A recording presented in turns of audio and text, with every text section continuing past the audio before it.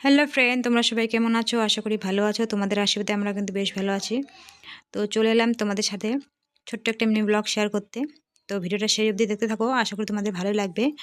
তো এই যে দেখতে পাচ্ছ, আমরা শাড়ি পরে মা মেয়ে চলে আসলাম। আজকে মা মেয়ে মিলে পুজো করবো দুজনেই। তো এখন আমরা ফল কাটছি। আমার মেয়ে যেটাই দেখছে সেটাই বলে খাবে। এই যে এখন আপেলটা দেখলো, এটা বলে খাবে। আগে বলছিল কলা খাবে, কলাটা দিলাম না, কলাটা একটু কাঁচা ছিল বলে। তো এখন আমি মেয়েকে আপেলটা কেটে দিচ্ছি, ওটা খাবে। মেয়েকে আপেলটা কেটে দেওয়ার পর তারপর পাশে ছিল কুলটা, ওটা দেখলো, বলছে মা এটা কি? এটা আমি খাবো। আমি বললাম না, আগে এটা শেষ করো, আপেলটা শেষ করো, তারপর দিচ্ছি। ওই যে মেয়েকে আপেলটা খেতে দিলাম। তো আমি কেটে নিচ্ছি তাড়াতাড়ি করে। তো বন্ধুরা দেখো, আমার সব ফল কাটা হয়ে গেছে। এই যে কেটে থালার মধ্যে সাজিয়ে নিয়েছি। তো দেখতে কিন্তু খুব সুন্দর লাগছে। তো বন্ধুরা দেখো, ফাইনালি আমার পূজা করা কমপ্লিট। এই যে নিজে নিজে পুজো দিলাম। এই যে ঠাকুরের সামনে একটা বই, খাতা আর একটা কলম রেখেছি মেয়ের। এই যে ঠাকুরটা কিন্তু খুব ছোট। তো এটা দিয়ে এই বছর পুজো করলাম।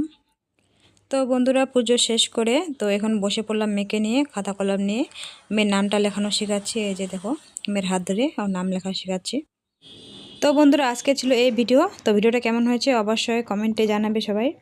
তো দেখা হচ্ছে অন্য কোনো ভিডিওতে। সবাই ভালো থাকবে, টাটা।